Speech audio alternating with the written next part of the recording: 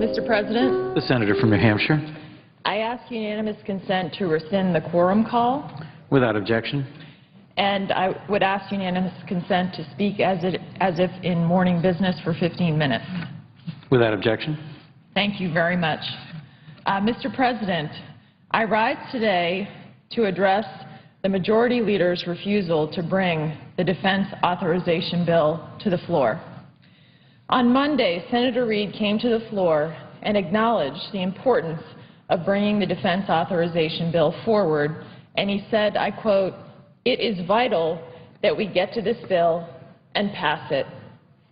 I couldn't agree more.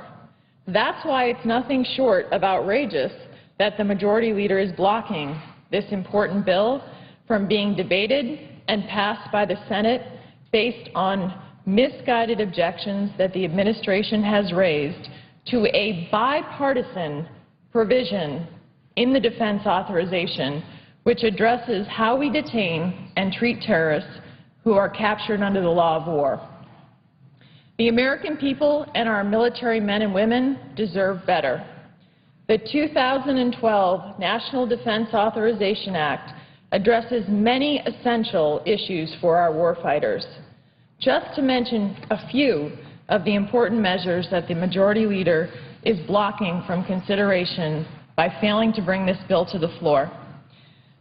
The bill ensures that our warfighters have what weapons they need to win the fight, ranging from small arms and ammunition to tactical vehicles to satellites.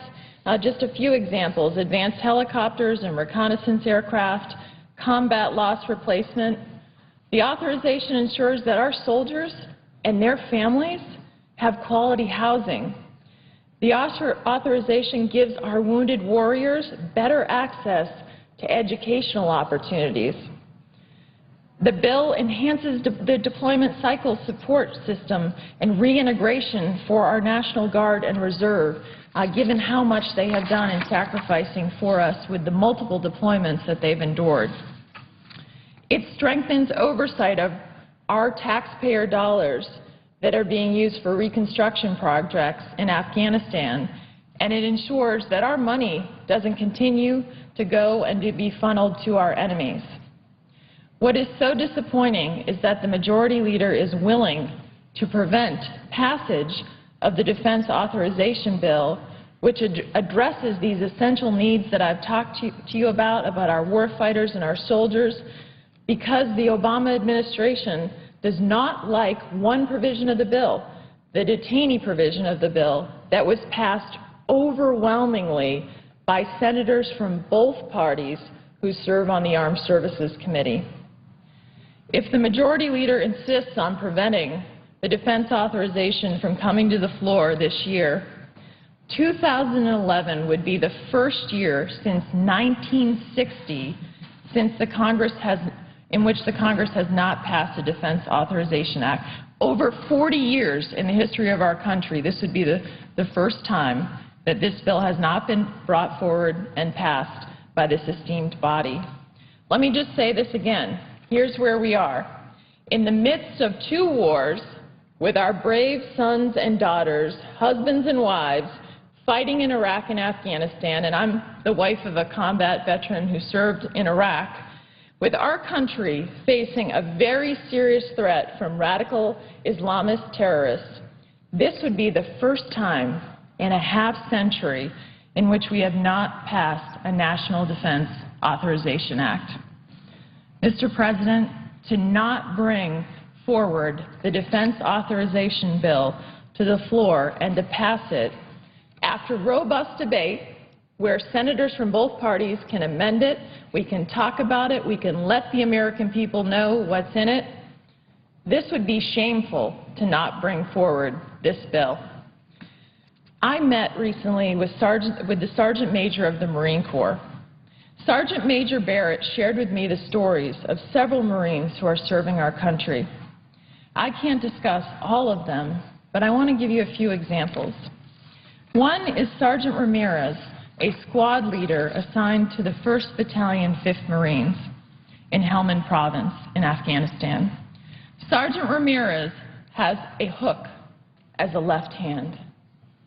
In February of 2006, Sergeant Ramirez lost his hand when he was wounded in action while serving in Iraq with the 3/5 Marines. Now he's serving patrols in Afghanistan. He wanted to go back and serve our country. Talk about bravery. Talk about courage.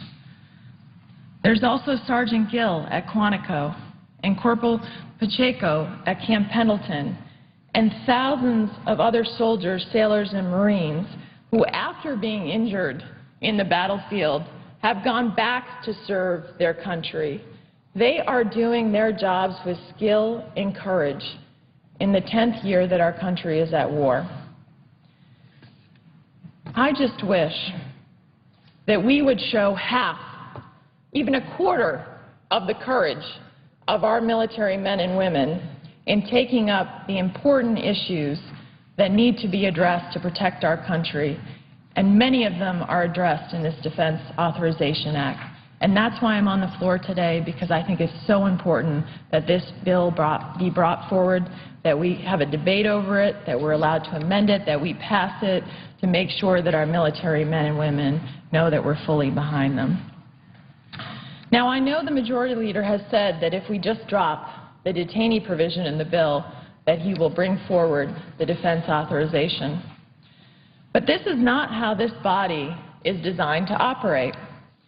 If Senator Reid and the administration don't like the detainee provision in the bill, Senator Reid should move to amend it or vote against the bill rather than preventing the entire defense authorization from being considered.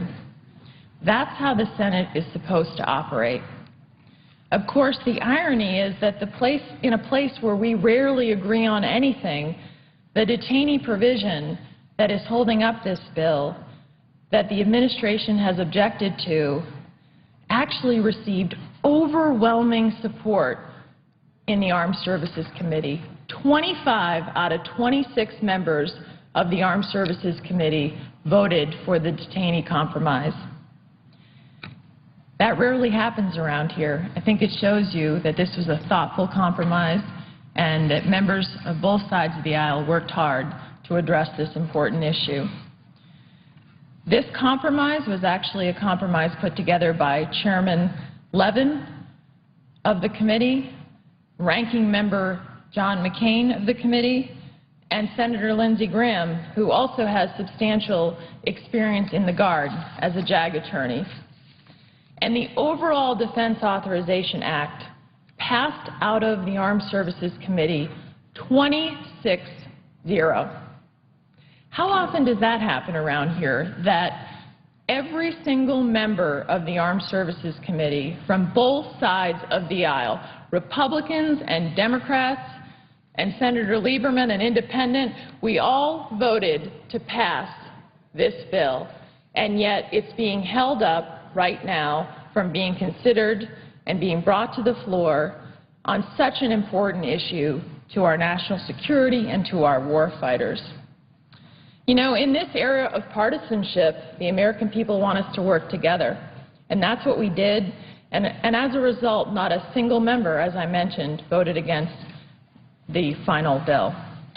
And that's not to suggest that every member of the Armed Services Committee got what they wanted in that compromise or wanted things to be as they thought it should be or fully as strong. I was someone who fought hard in the committee for the compromise to be tougher on terrorists.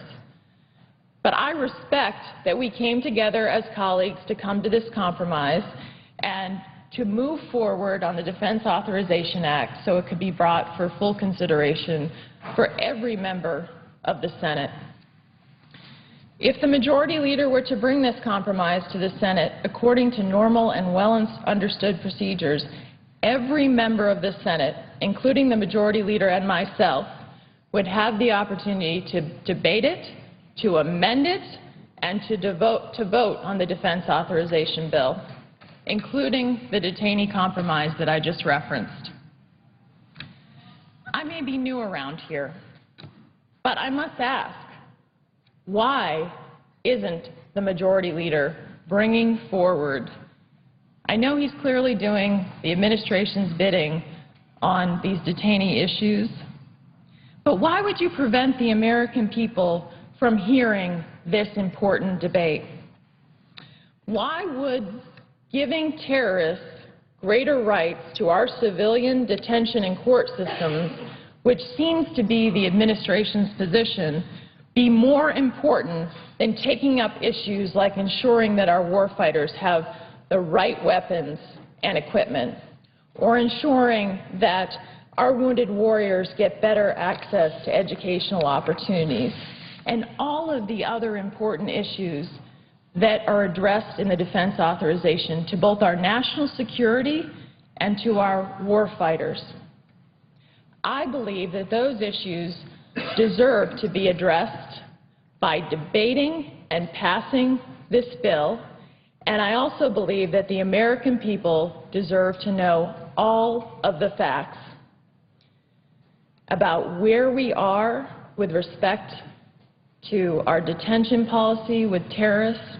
Because I have to tell you, as a new member of the Armed Services Committee during the last 8 months, having our military leaders come before that committee, ask them about our detention policy and how we are treating terrorists that we have captured, how we're gathering intelligence from them, what are we doing to protect the American people. I have been shocked to learn that 27% of the terrorists that we have released from the Guantanamo Bay detention facility have actually returned to the battle to harm us and our allies. Too many former Guantanamo detainees are now actively engaged in terrorist activities and are trying to kill Americans. Former Guantanamo detainees are conducting suicide bombings, recruiting radicals, and training them to kill Americans and our allies. Saeed al-Shahiri and Abdul Zakir represent two examples of former Guantanamo detainees who have returned to the fight and have assumed leadership positions in terrorist organizations that are dedicated to killing Americans and our allies. Saeed al-Shahiri has worked as the #2 in al-Qaeda in the Arabian Peninsula.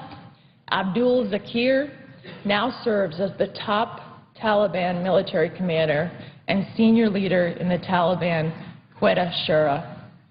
Can you imagine having to tell a mom or a dad that their son or daughter was killed in Afghanistan by a terrorist that we released from Guantanamo Bay? Given the facts, I understand why Senator Reid and the Obama administration don't want to talk about our detention policy. But as the famous saying goes, facts are stubborn things. The American people deserve to hear this debate and to have us address this issue through the Defense Authorization Act. Under our Constitution, we have a fundamental duty to protect the American people and to provide for our warfighters. We owe it to our military men and women to take up the Defense Authorization Act right now. Majority Leader Reid, as the leader of this esteemed body, should allow that to happen so that we can fulfill our responsibility to the American people. Let me conclude by urging the Majority Leader to bring the Defense Authorization Bill forward for debate, for amendment, and for passage. In the midst of two wars, it is time that Congress does its job and provides for our warfighters and their needs. Sergeant Ramirez, Sergeant Gill, Corporal Pacheco, and the thousands of soldiers, Marines, sailors, and airmen, and all of our volunteer force deserve no less. Mr. President, I yield the floor.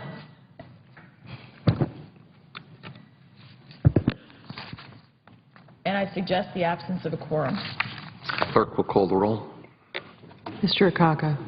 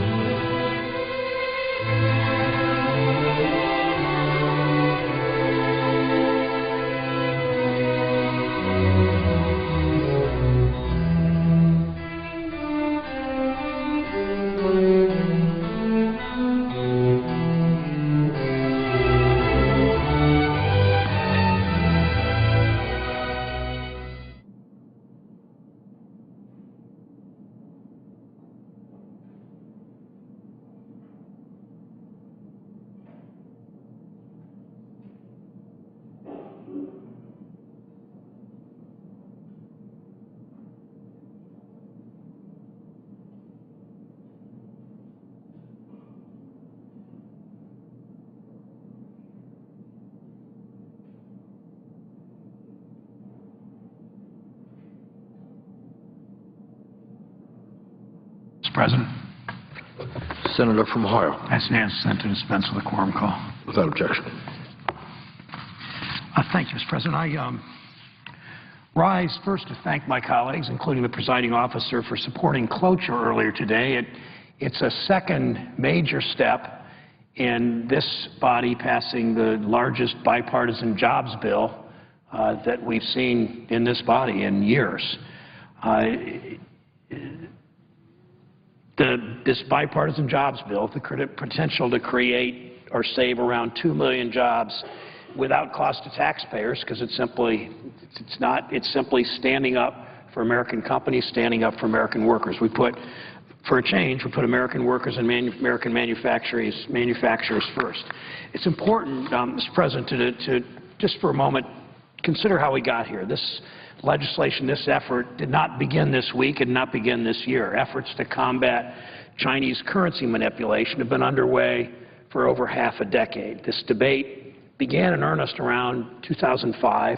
Since then, the situation has grown worse for American businesses and workers. I remember in 2005, there was an intense debate inside the National Association of Manufacturers. They're the trade association representing a whole wide range of American manufacturers, from the small tool and die shop in Akron to the medium-sized manufacturing company in Toledo, to GM and Ford and other huge manufacturers. The division was the smaller companies generally, not in every case, of course, the smaller companies generally supported taking action against currency manipulation with China. The larger companies, many of which had already outsourced production to China, generally were opposed to standing up to the Chinese. They were partly opposed because the Chinese are very well known for punishing companies that are doing business in China if those companies actually criticize the Chinese Communist Party government. So it was an interesting, if unholy, alliance between some of America's greatest, best-known, largest, longest existing companies. It was an unholy alliance between them and the Communist Party of China. Something that would have made perhaps Henry Ford turn over in his grave, but nonetheless, that's what happened. Some of these companies actually left the organization, some of the smaller ones, because the larger companies, of course, dominate in an organization like that. They pay the biggest dues. They're the most influential people in the country. They have the greatest access to policymakers and to Wall Street and to everyone else. Some of these smaller companies left partly because they have to stay in a community and do their manufacturing to supply components to companies which had outsourced these jobs. And what's interesting, Mr. President, and the presiding officer and I have talked about this, that it has become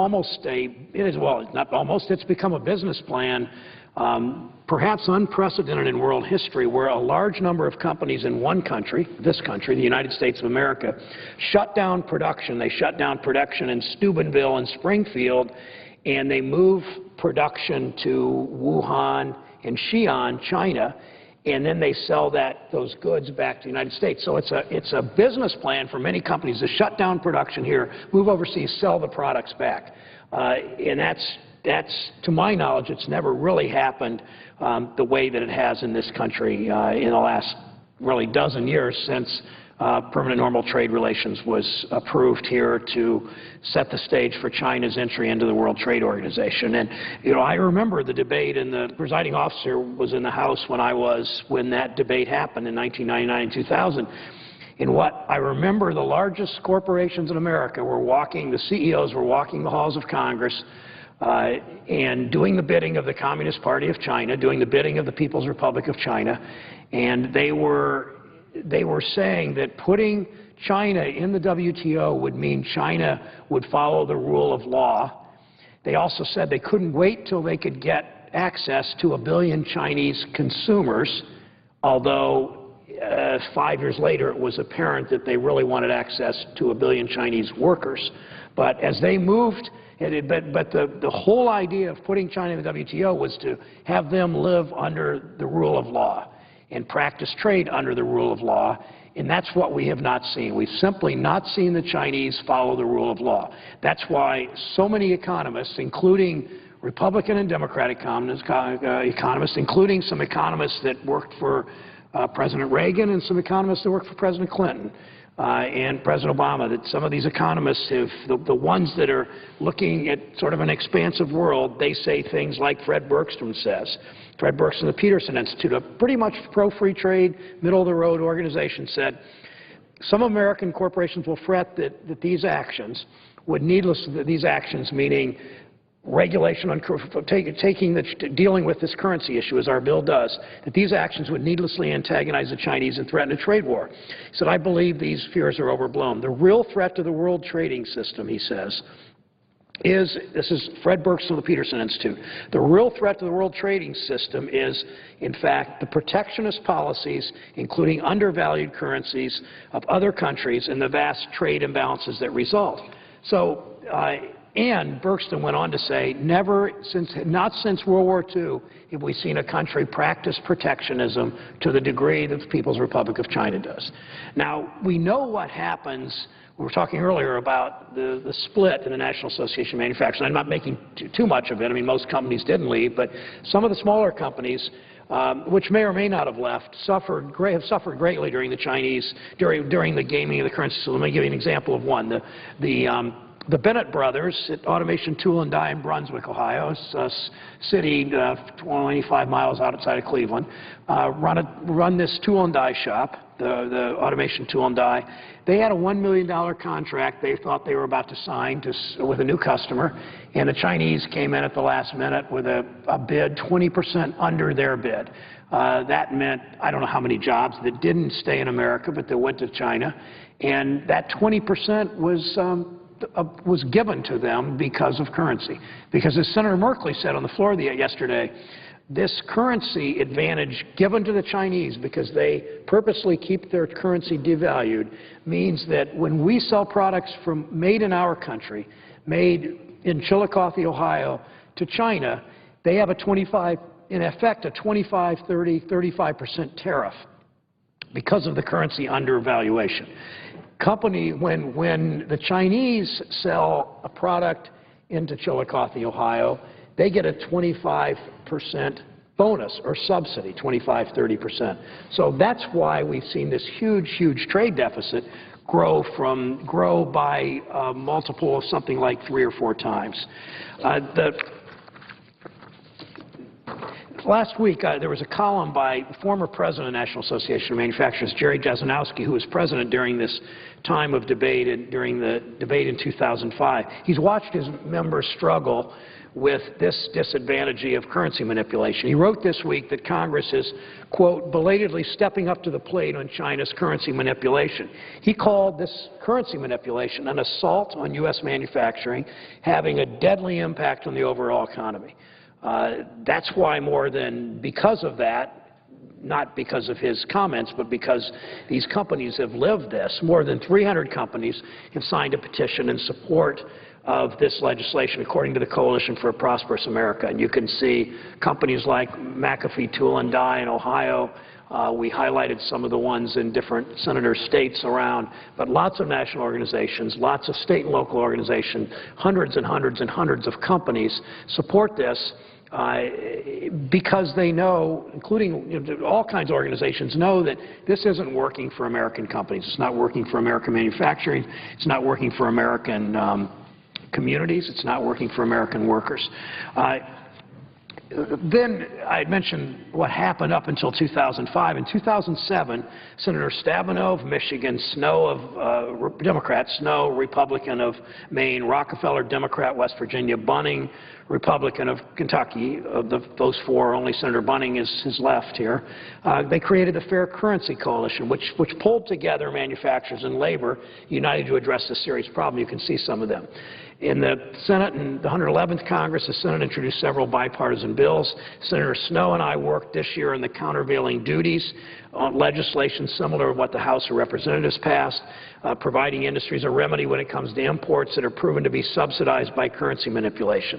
Since then, the Senate has combined Senator Snowe's and my bill with Senator Schumer's and Senator Graham's bill into the bipartisan legislation we have today. That bipartisan legislation is a no-cost job creator, in fact, better than that, because when you can have a jobs bill, the biggest bipartisan jobs bill passed overwhelmingly, 62-38 today, even with some party leaders not kind of trying to block it, it still passed 62-38. So anytime you can increase jobs, particularly if you're not spending money doing it, you're obviously saving on the budget deficit because if you have 1 million people, your Economic Policy Institute says this is well more than a job creating, this will create more than 1 million jobs. But if you have 1 million people going back to work, that means 1 million people aren't drawing unemployment benefits, aren't filing for food stamps, aren't getting any other kinds of subsidies. They're working and they're paying taxes, and that obviously is why you can't cut your way to prosperity. You've got to grow your way to prosperity and grow your way to a more balanced budget.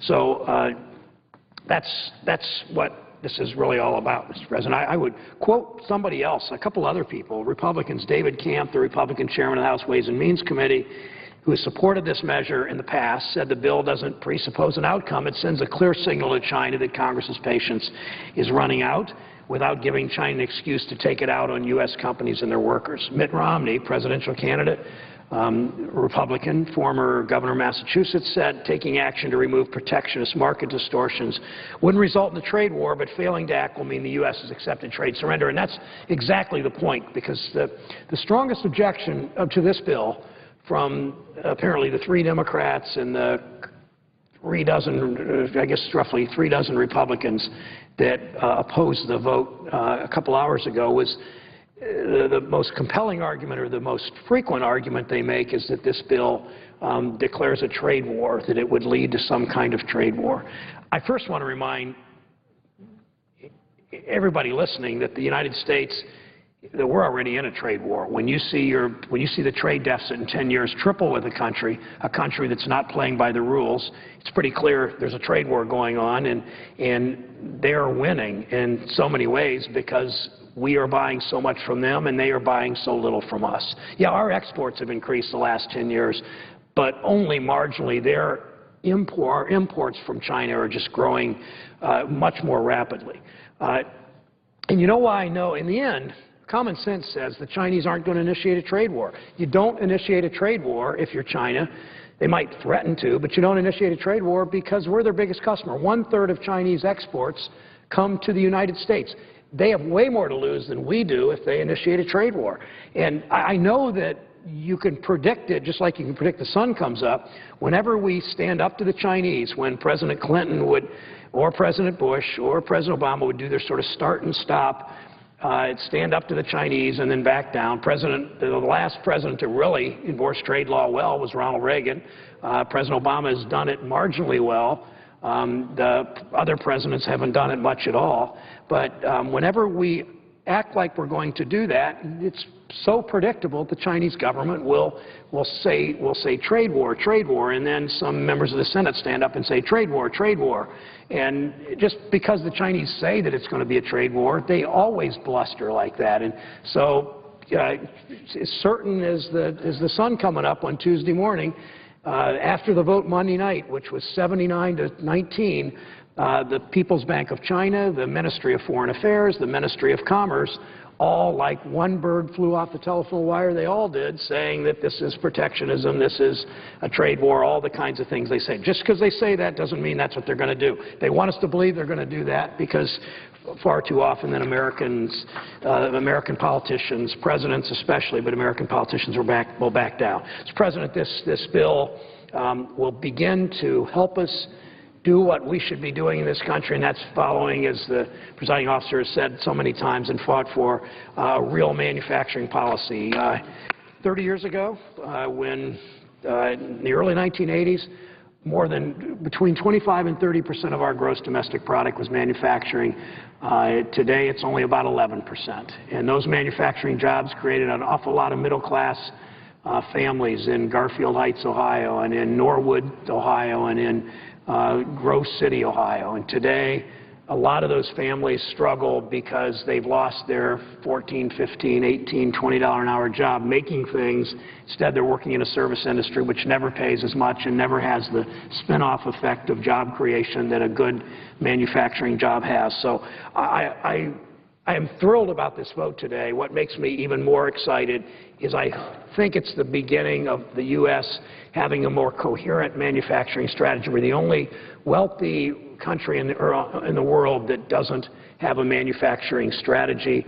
While all of our trade competitors practice trade according to their national interest, we practice trade according to a college textbook that's 20 years out of print. I'm hopeful those days are behind us. I think this decisive bipartisan vote, and I especially want to thank Senator Graham and Senator Sessions for their standing up and making a difference on this vote today. I think this is the beginning of something much better for our country. Mr. President, I yield the floor.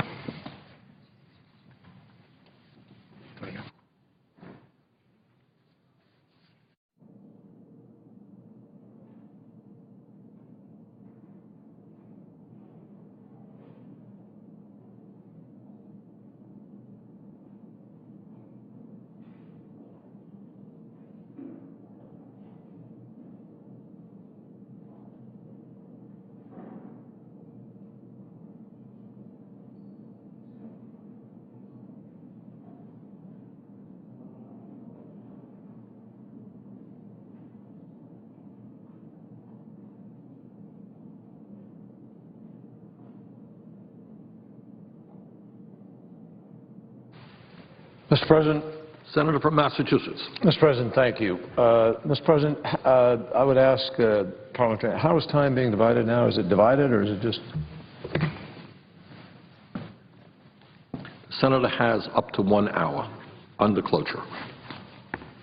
Well, Mr. President, I yield myself then such time as I'll use under the 1 hour, and I won't use all of that by any means. Mr. President, this is obviously an issue that's more complicated than the debate here may have indicated at all moments, at least. And I think that there are complicated and long-standing frustrations that have built up in a lot of senators, in a lot of people in America, that bring us here to this moment on the floor. As chairman of the Foreign Relations Committee, I have a reluctance to see us engage in an effort that I think can put other interests at risk in certain ways. But on the other hand, I have voted to allow and help this legislation to reach the point of post-cloture because I think it's an important debate and because I think China needs to carefully think about and process the substance of what people are saying here on the floor of the United States Senate. This is a very complicated relationship with enormous interests on both sides for us to avoid confrontation in a lot of different ways, a lot of different kinds of confrontation.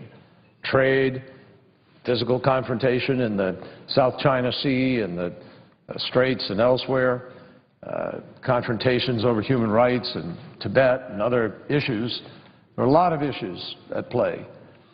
But with respect to the trade issue, China has a huge interest in the United States of America being able to export more effectively to China. China has an interest in its middle class growing in its purchasing power and expressing that purchasing power through consumption. One of the things China needs is its own higher level of domestic consumption. It's saving too much. And one of the reasons it saves too much is it doesn't have a safety net structure of any kind, really. So people do save. That's the nature of life there. But at the same time, China, I think, is seeing a slowdown of its own economy now.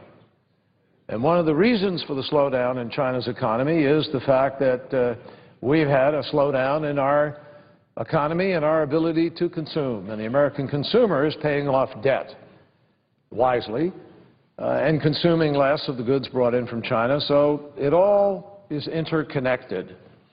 China is also our biggest banker.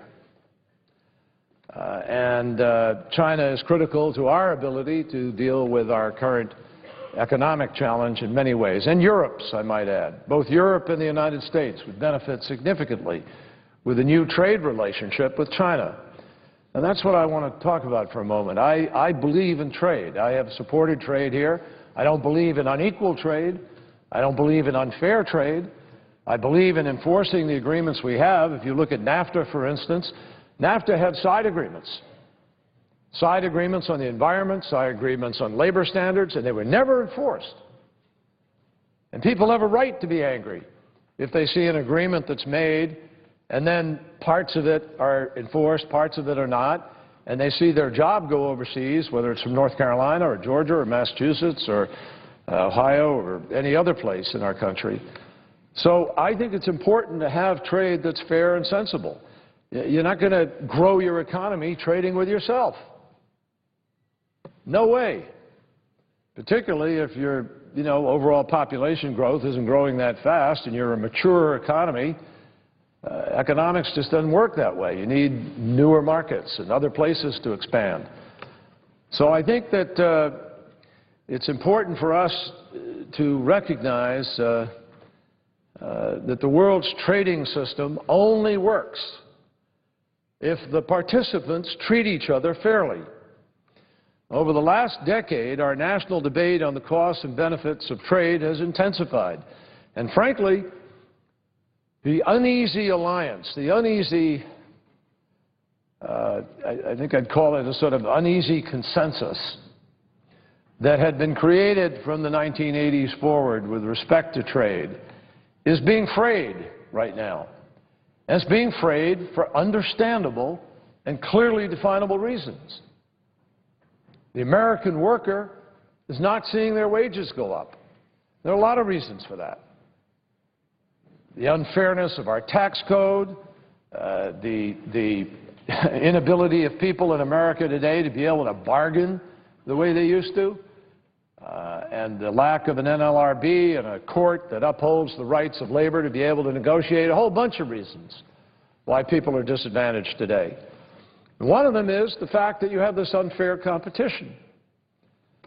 So in order to keep the consensus which allows Americans to say, yeah, trade's a good thing, it's got to be a good thing. And to be a good thing, it's got to be fair. And it's got to result in people's lives being improved by it, meaning their wages go up, their job can get better, their opportunities are greater. But everything's been working in the opposite direction.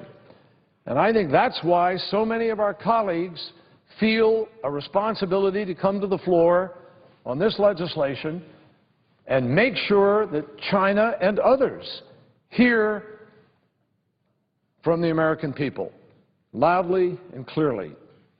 We did this before on a vote that we took on currency legislation back in 2005. I think China heard us then. And China began slowly to allow the value of its currency to begin to fluctuate rather than keeping it pegged tightly to the dollar. China's taken measures.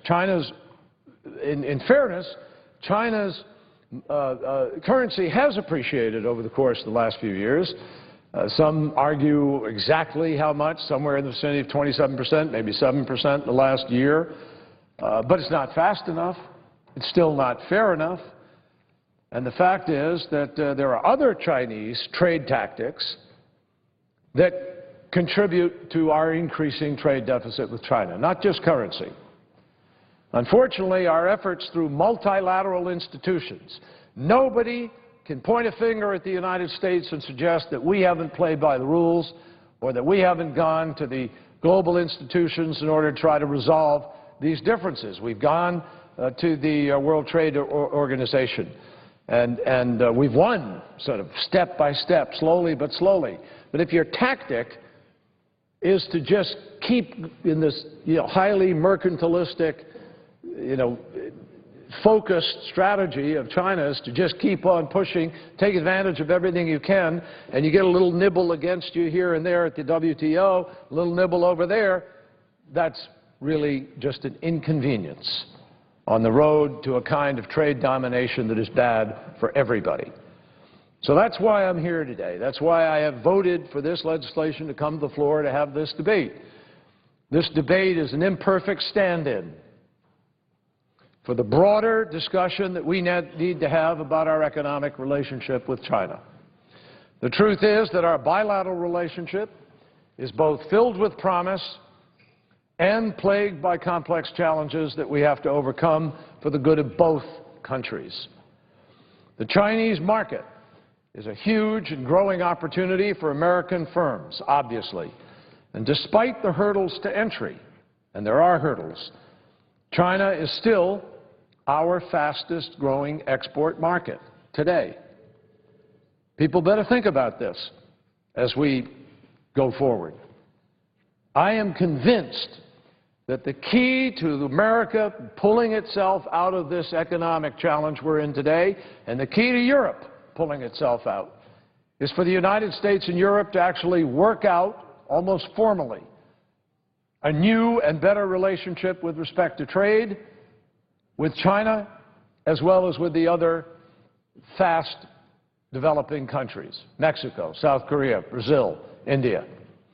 Because if those societies will allow us adequate entry to market, and if those societies will purchase more from Europe and the United States, then we will export more, manufacture more, come out of the economic doldrums, and that reverberates to China's benefit also, because their investments in the United States become more secure, because our debt goes down, because we have a stronger economy, and because we're purchasing more in return from them. What goes around comes around. So my hope is that we can agree on fair terms and conditions for trade with these rising powers, and if we do, we will create jobs. It's the fastest way we have to create jobs and pull out of our economic doldrums today. The simplest, fastest, most obvious way to do this is to be able to access those other markets rapidly with American goods and begin to restore confidence to the marketplace so that people believe they'll get a larger return on investment and begin to reinvest in job creation and in the marketplace. The current trade model that we're operating under, with massive U.S. trade deficits, enormous Chinese trade surpluses, is not only unfair, it's unsustainable. So we got to rebalance that relationship. And China's own leaders need to understand that their country's long-term economic health absolutely cannot rest on a subsidized foundation of subsidized exports fueled by an indebted American consumer and the credit card of the American consumer. That is a deathly unvirtuous, to use our former chairman of the Fed's comments about virtuous and unvirtuous cycles. It's about as unvirtuous as you could get in that economic relationship. Now, conflict, in my judgment, is not the best way to resolve our tensions, but making clear how we feel and what we think the reality is and what's important in our relationship is critical. Some of our colleagues have come to the floor to argue that our two countries are already in a trade war. Others have come to the floor to say that this bill is going to trigger one. Mr. President, I don't agree with either view. I don't think either one of those views are correct. If we were in a real trade war with our largest lender, let me tell you, they'd be doing a heck of a lot more damage than the misalignment of currency is currently doing to us. And the specific remedy proposed in this legislation is neither as dramatic nor as offensive as some people have said. This is a pretty carefully structured piece of legislation. And I think the language has been chosen in a thoughtful way, and I think the remedies that are available under this bill are not as dramatic as some would suggest. It doesn't propose raising tariffs on all Chinese goods. It only proposes increasing tariffs on those Chinese goods that receive an unfair advantage from an undervalued currency and then compete with American-made goods here in the U.S. It's a pretty limited and targeted message. And that's within our rights. That's within our rights. And if the yuan is properly valued, that will simply not be necessary. That's China's decision, China's choice.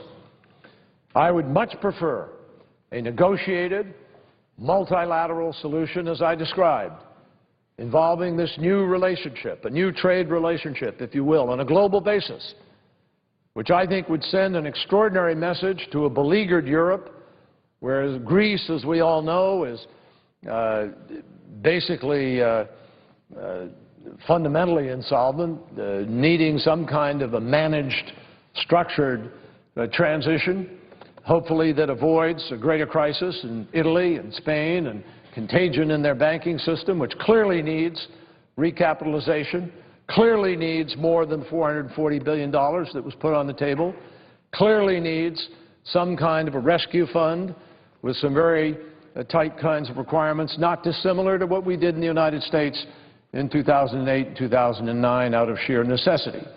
My hope is they'll do that, but nothing would do more to send a message of confidence about the future of job growth than to have this new trade understanding and relationship where responsible partners are behaving responsibly and accepting responsibility for the global marketplace that we all operate in. Not just exploit it, but support it, protect it, nurture it. Beyond the currency, there are many other sources of tension in our economic relationship, and they need to be resolved, Mr. President. China does not protect our intellectual property in its market adequately, and that's almost a euphemism. The violations of intellectual property rights, the outright theft in some streets and communities within China of billions of dollars of American designed and marketed and developed property is shocking. And in addition to that, China imposes artificial regulatory barriers to the entry of many of our goods. It fails to crack down on cyber attacks, and it has executed a thinly veiled effort to appropriate key foreign technologies. On each of these issues and others, we've been going to the WTO. We've been bringing cases, and we've been winning those cases. And as I've said, that is not a substitute for this larger fix in the relationship that is critical. I believe that overcoming market access challenges are actually where we ought to be focusing our efforts in China and also in the other large, fast-growing markets. And that, as I've said several times, is really the answer, the quick answer, if you will. We can develop goods, we can invest in companies here, but if we can't sell the goods to more than ourselves, we've got some serious limits on us. And I think it's important for us to be fighting for that market access. I believe that to increase our exports, we're going to have to increase our competitiveness here at home, and we're going to have to convince our partners to lower their tariffs, remove discriminatory regulatory restrictions on our exporters, protect intellectual property, use scientific standards as the basis for allowing our agricultural goods to enter, and recognize that trade in services is becoming as important to the modern economy as trade in goods. And we need to make the case that doing all of these things is not to the advantage of one country or another, it's to all of our shared advantage because of the nature of the global marketplace that we live in.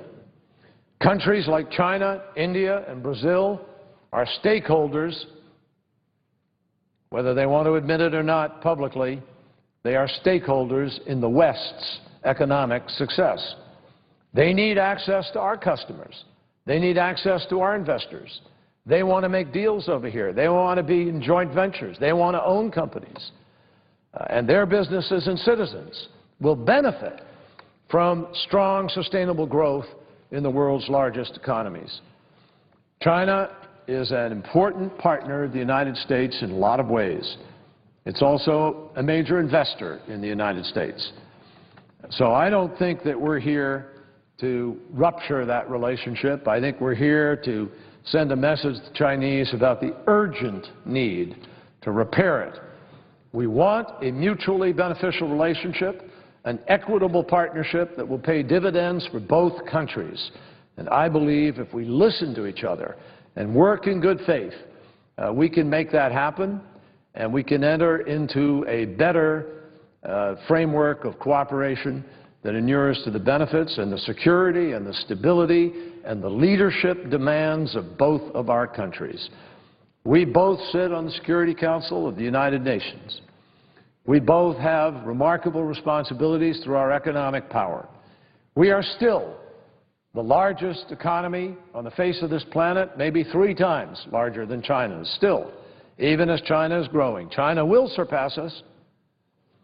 And with that reality of where China stands today economically comes a major responsibility. No country has exercised that responsibility through all of the last century and into this century, I think, with greater sense of purpose and responsibility than the United States.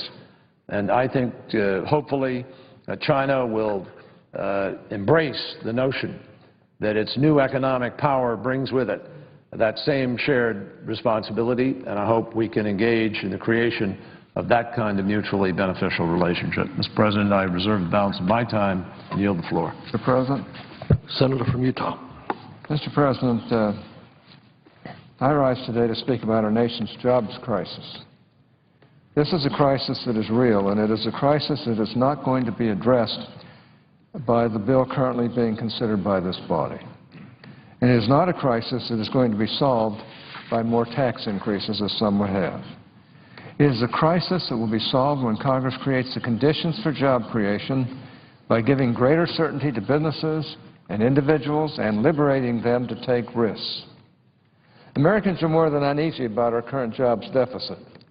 The failure of this economy to create jobs is the single most important issue to the citizens of this country. For years now, whenever I've talked to my fellow Utahns about the economy, their number one concern has been jobs. Throughout the country, particularly in those places that are worse off than my own home state, and quite certain people have the exact same concern. We've had more than our fair share of posturing on job creation here in Washington. We heard a speech to a joint session of Congress from the President wherein he demanded passage of his jobs bill.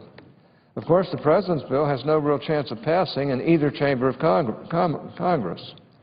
Indeed, members of the Senate Democratic leadership have been quoted publicly as saying they don't believe enough Democrats would vote for the bill to pass it in the Senate with or without a filibuster. But not all hope is lost. Members of both parties agree that we need to pass a jobs package of some kind. The American people demand it, and I believe Congress can deliver. However, I'm not under illusions, or any illusions. This will be a difficult task, and it will require Congress to recognize some hard truths and to make some difficult decisions. But if we're serious about job creation, and not just about campaigning on job creation next year, that's what we're going to have to do. Now, it won't be enough to simply pass legislation that will stimulate the economy in the short term. We have tried short-term stimulus time after time again, and it just does not work. One of the President's first acts after his inauguration was to promote and sign a partisan big spending stimulus package. It did not work then, and it isn't going to work now.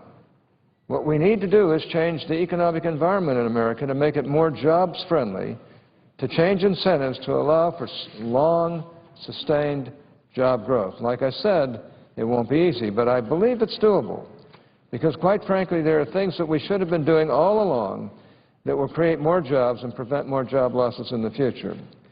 That's what I want to talk about here today, Mr. President. I want to unveil my own jobs proposal. It is a comprehensive 10-point plan that I believe encapsulates much of what we should be doing to create more jobs in America. I want to take just a few moments to talk about each of the 10 points in my jobs plan. Number one, we need to restore fiscal sanity in Washington. Our nation's $14 trillion debt is an anchor around the neck of every American and a threat to our economic growth and job creation now and in the future. Congress must take meaningful steps to reduce our debt and get America's fiscal house in order. This is something that my friends on the other side of the aisle don't seem to get. Debt and deficit reduction is a jobs issue. The failure to get this spending under control led to a downgrade of our nation's credit rating, an action that will impact our interest rates and impede jobs growth.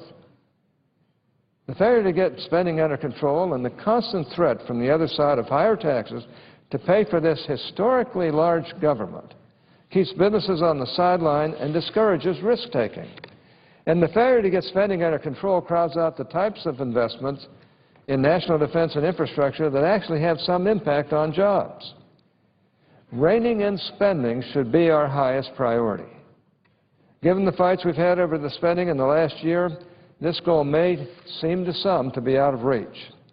But I'm optimistic. I expect some success from the Joint Committee on Deficit Reduction that is currently working to find significant savings and currently trying to find a way out of our problems.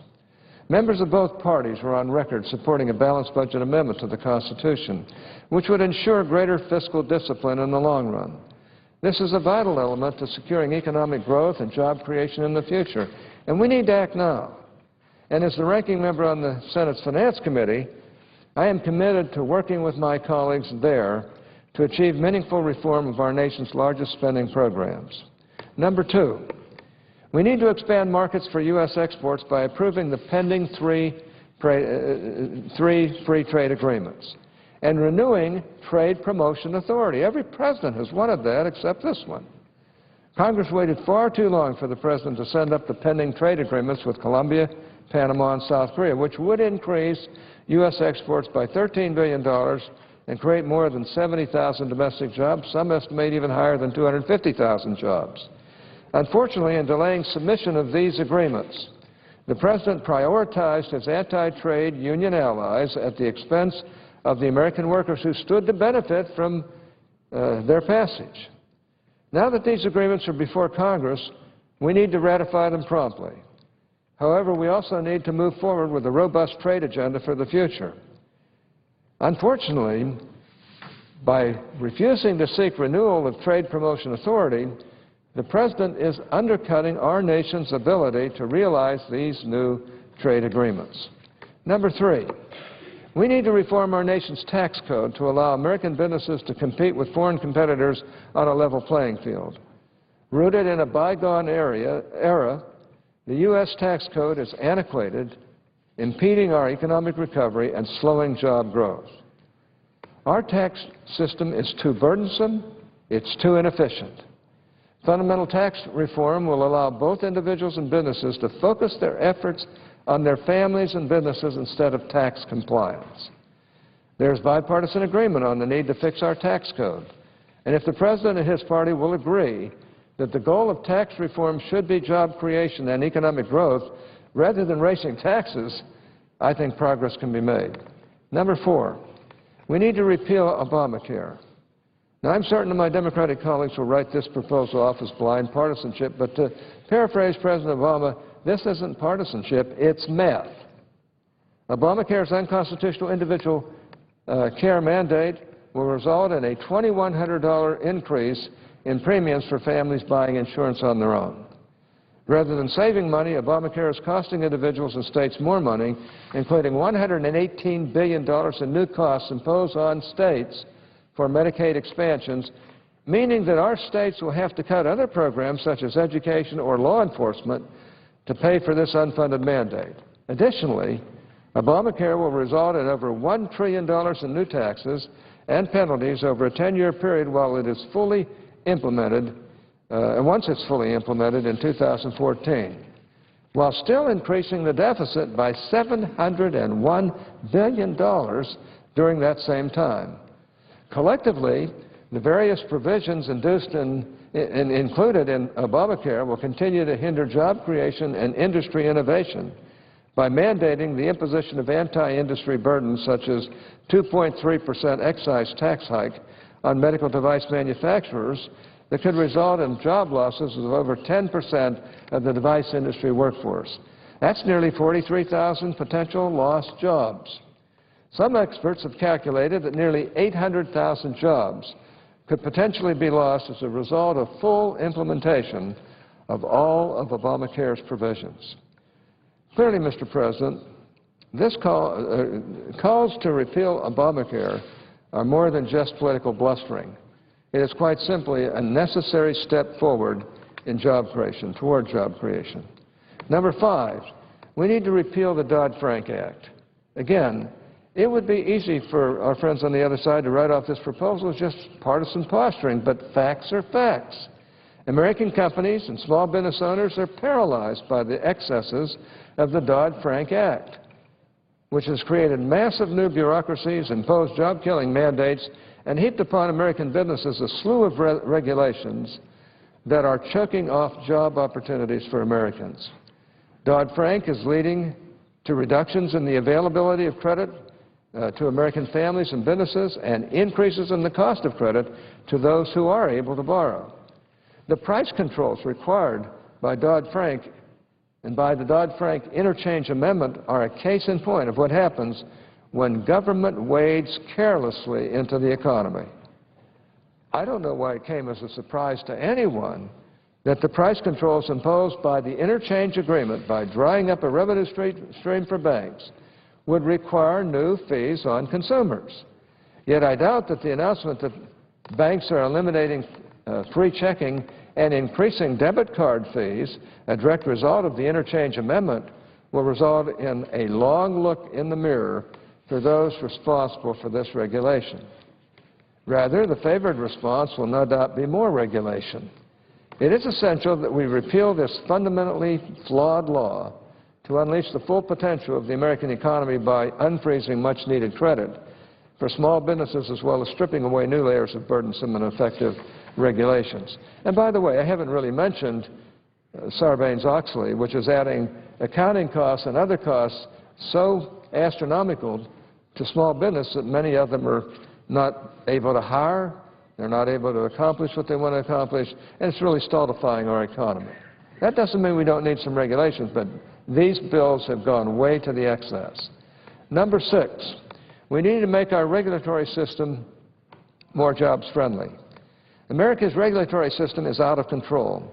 Time and again, unelected Washington bureaucrats erect walls of red tape that place significant burdens on the job creators. Far too often, businesses are forced to spend time and resources trying to comply with unnecessary federal rules and regulations rather than on growth and development. With unemployment at over 9%, Congress needs to ensure that policies pursued by federal agencies make it easier for businesses to hire and do what is necessary to be able to compete globally. There is bipartisan support for this idea. President Obama has proposed requiring regulators to perform a cost-benefit analysis in drafting new regulations. This requirement should be set by statute and should apply to all federal agencies. In addition, Congress should have greater influence in the regulatory process and should pass legislation like the RAINS Act, S-299, which would, among other things, require federal agencies to obtain congressional approval for regulations that will have significant economic impact. Number 7, we need to develop America's energy resources. In the United States, energy is produced by private industry, yet most energy resources are controlled by the federal government. The Obama administration has aggressively withdrawn access to federal energy resources and has stalled or proscribed countless domestic energy projects sought by industry.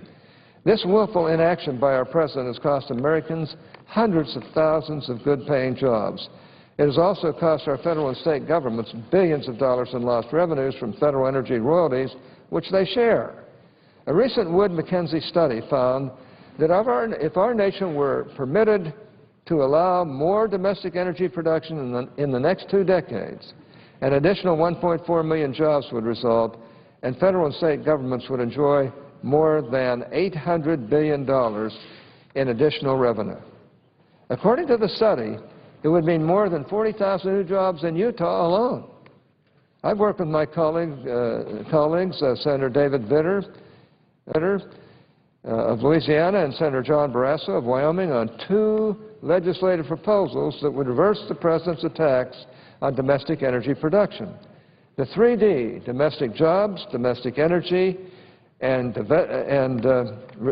Deficit Reduction Act, that's S-706, and the American Energy and Western Jobs Act, S-1027, will get America back in the business of producing its own energy, creating hundreds of thousands of new jobs and billions in new revenue for state and federal government. Number 8, We need to help America compete by protecting and encouraging innovation. We must modernize and make permanent research and development the R&D tax credit to help keep America on the leading edge of technological innovation.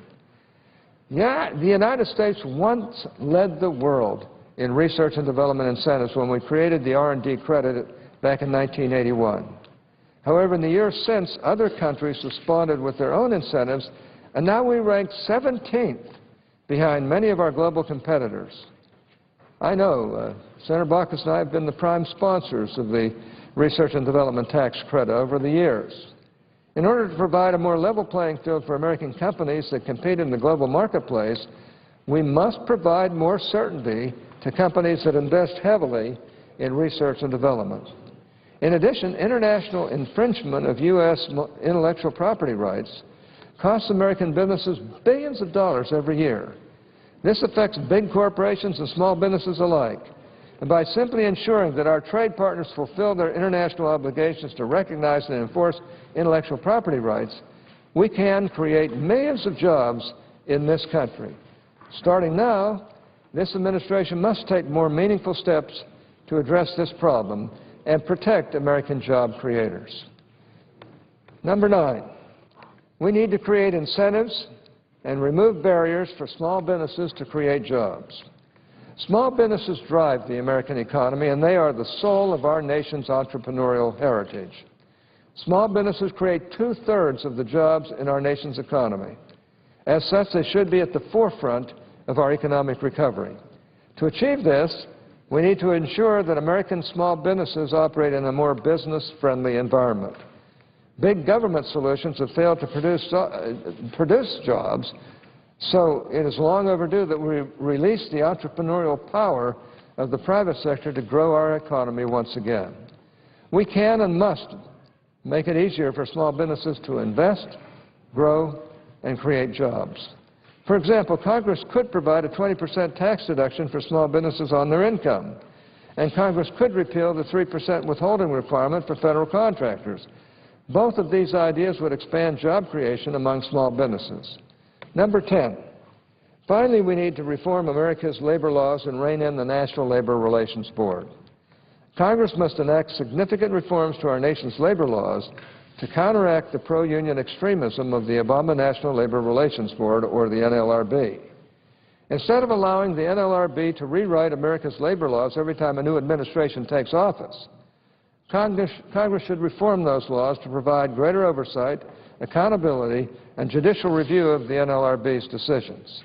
They're usurping the power of Congress. They're usurping the power of the courts. The fact of the matter is, they don't have the right to do that, and they're overturning 76 years of solid labor law, which slightly is in favor of organized labor. They want to make it totally in favor of organized labor. In addition, Congress should pass legislation like the Employee Rights Act, S-1507, which I introduced in August to protect the rights of workers who do not want union representation, to prevent unions from exploiting their current members, and to ensure that the NLRB is no longer able to trample employee rights via regulatory fiat. And Congress should finally repeal the outdated prevailing wage requirements in the Davis-Bacon Act, or at the very least, suspend them until the economy recovers. Doing so would reduce burdens on small businesses, save the taxpayers' money, and of course create more jobs. Once again, Mr. President, I'm not under any illusions that passing this type of jobs agenda will be easy, but I am convinced of its necessity. Each of these proposals would achieve a common-sense objective, and most of these ideas have broad support within Congress and the American people. One thing is certain, however, we cannot stand by and do nothing. The people of Utah whom I serve and people across the country are demanding more jobs. This plan would accomplish this goal, but not through government, more regulation, more spending, and more taxes. Rather, it would encourage private sector job growth by getting government the heck out of the way. And by ensuring greater economic stability in the future, it would help to maintain the conditions for robust job creation. Madam President, I yield the floor.